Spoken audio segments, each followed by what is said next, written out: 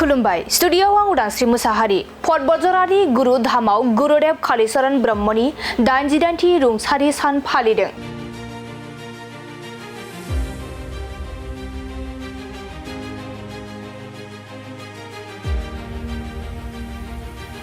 क'क्राझार जिल्ला बतझरा महकुमानि सिङाव थानाय काजिगावनि गुरुदेव कालीचरण ब्रह्म धामाव सानसेनि हाबाफारिजों दुलाराय ब्रह्म धोरोम आफादा गोथार रुंसारि सानखौ फालिदों।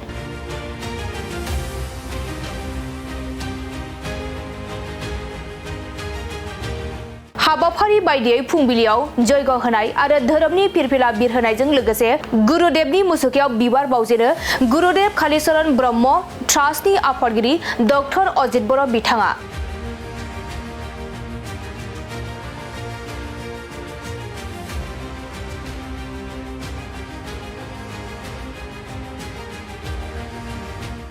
लोगोसे सिस्ति दैसा सेराव थानाय गुरुदेव कालीचरण ब्रह्मनि मांखरसालिखौ फोजौखांनो थाखाय बिटिआरनि सीएम प्रमोद बर' बिथांनि अनसुंथाइ 5 कौटि रां फोसावनायखौ दिनै 88थि रुंसारि सान फालिनायजों आसाम सोरखारनि केबिनेट मन्त्रि उरखावगोरा ब्रह्मआ दिनै अन्थाइ खाम्फा गायसनना होयो। बिनि सायाव खौरां बिजोंनि गेजेरजों आसामनि केबिनेट मन्त्रि उरखावगोरा ब्रह्मआ मा फोरमायखो फै जों आबुङै मिथिना लानि।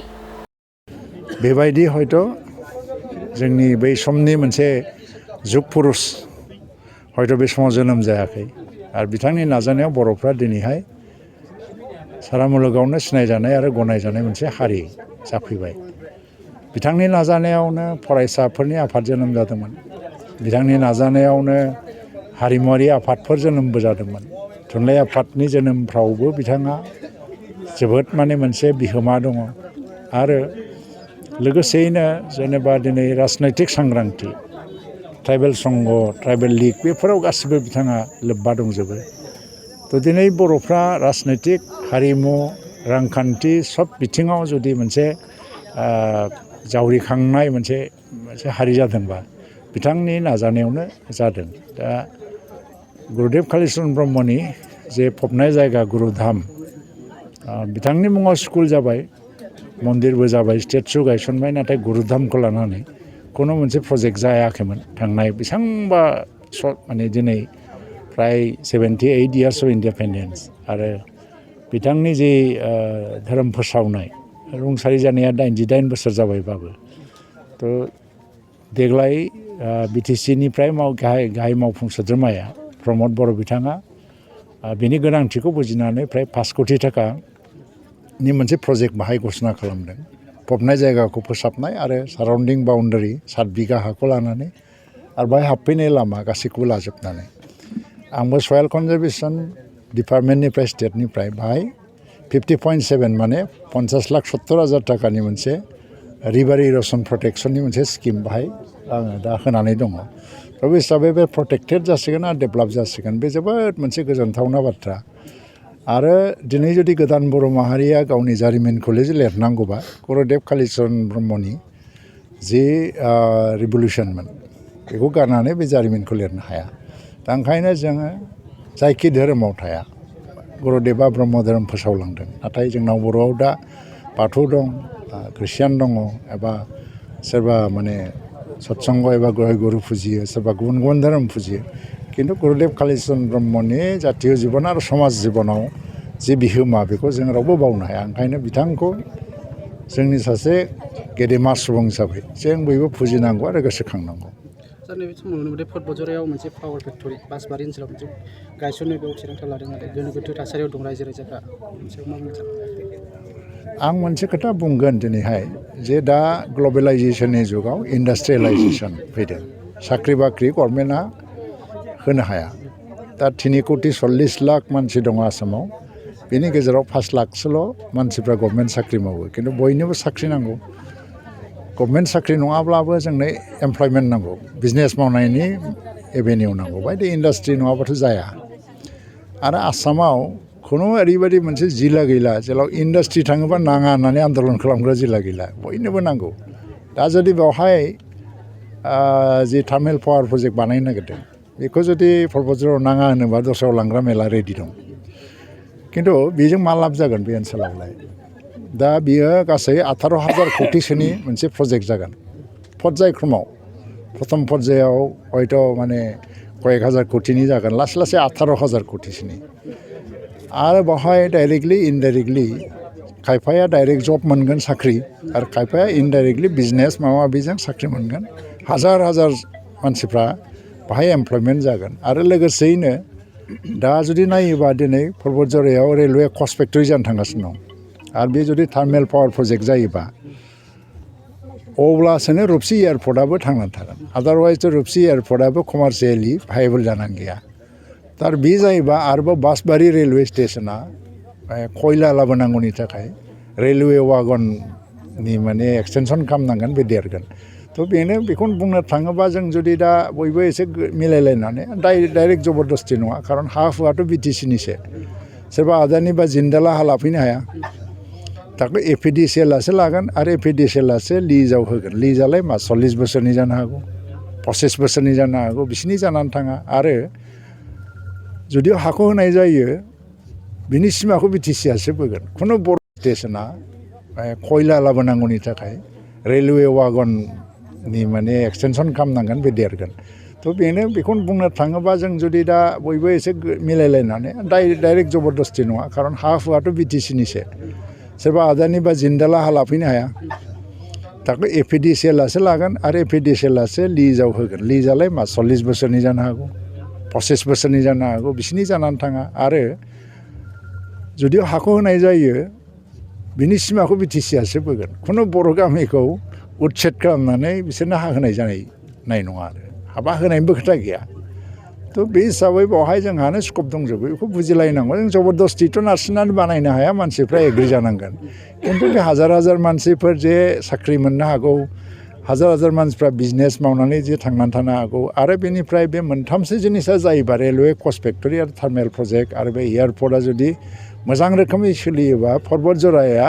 अल आसामनि गेजेरावनो one of the must advance साब डिभिजन जानो थांगासिनो दं खारन धुबरी आरो गौरीपुर बे इन्टिग्रेटेड मोनसे सिटियाव डेभेलप जालांगासिनो दं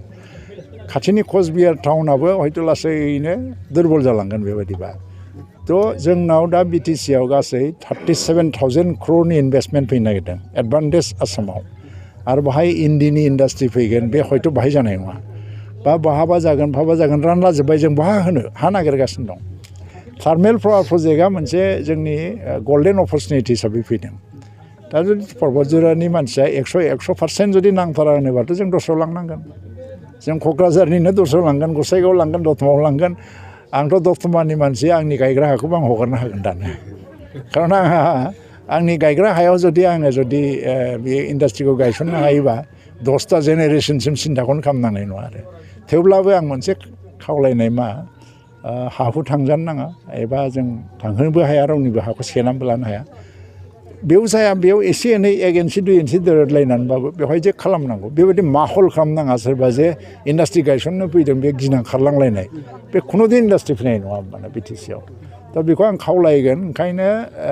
बुजाबुजि बा रायलायनायनि गेजेरजों खालाम गभर्नमेन्टआ बिटिसिआ रायलायगोन बै गामिफोरजोंबो रायलायगोन आरो बावहाय फरेस्ट रिजार्भ माबा माबि बे गिदिर बाथ्रा नङा बाहाय ओरैनोबाबो PRF बियो रिजार्भ फरेस्ट नङा PRF नङा होमबा आरो हाग्रा बंग्राफ्रा गैलानो फ्रायानो थ' बे इन्डास्ट्रियाव गायसननायाव मा एडभान्टेज दं बेखौ बिजिरनानै नाय डिसएडभान्टेजखौबो नाय दा लसआ खमबा लाबा बाराबा बेखौ गायसननो होनायाव जोङो आपत्ति जानो नाङा खिन्थु बे साइडआव नङा बै साइडआव नोंथांमोनानो माबाखौ हो एडभाइसखौ हो आरो खिन्थु पर्बतझरा गारनानै खारफिनलांनांलायलांनाय परिबेस फैबा देनां उनाव बे जायगानि मानसिफ्रानो आफस'सजों बुंगोन जे मानो लांफिनखो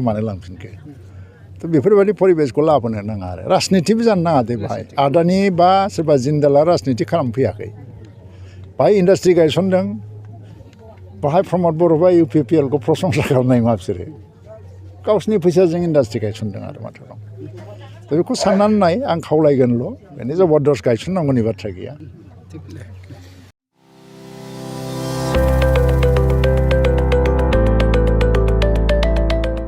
मोनसे गोजोनथाव खौरां क'क्राझार सहरनि जेडि रडजों नांजाबनाय गोजोनपुरी रयेल एनफिल्ड श'रुमनि गोजौआव थानाय सेन्ट्रेल भारत सेवाक समाजजों गनायथि होजानाय आइ आफा BM भकेशनेल इन्स्टिटिउटआव 2025 आरो 26 मायथाइनि मुं थिसननाया सोलिगासिनो दं। HS आरो HSLC उथ्रिसारनाय बिजाथि एबा फरायसाफोरा बे भकेसनेलाव गावारि सोलोंथाइखौ लानो हागोन। गोदान मुं थिसननाय आयदाफोरा जाबाय BSS diploma in medical record science, BSS diploma in EEG and EMG technology, BSS diploma in critical care management, BSS diploma in hospital waste management, BSS diploma in hospital infection control and prevention, BSS diploma in first aid and patient care, BSS diploma in physical assistant, BSS diploma in ECG technician, BSS diploma in hospital administration, BSS diploma in hospital sterilisation technician assistant, certificate in dietitian, certificate in old age care, certificate hospital housekeeping, lab assistant, pharmacy assistant, certificate in emergency medical service, certificate in pulmonary function test एबा PFT technician, certificate in awareness of HIV/AIDS, certificate in anti malaria training आरो लोगोसे office management courses, computer courses आरो communicative and soft skill एजुकेशननि कोर्सफोरखौ 2 बोसोरनि गेजेरावनो आबुं खालामनानै BSS एबा भारत सेवाक समाजजों गनायथि होजानाय डिप्लोमाखौ लानो हागोन। लोगोसे गासैबो डिप्लोमाखौ लानायनि उनाव सोरखारि साख्रि मोननायनि सुबिदाबो दं। जुदि नोंथांमोनहा बेफोर कर्सनि थाखाय गोदानै मुं थिसननो गोसो दङब्ला आइ आफा BM भकेसनेल इन्स्टिट्यूटनि नैबे मबाइल नाम्बार 9395899391 एबा 8135971844 बे मबाइल नाम्बारनि गेजेरजों थोंजों सुलाद लाहरनो हागोन।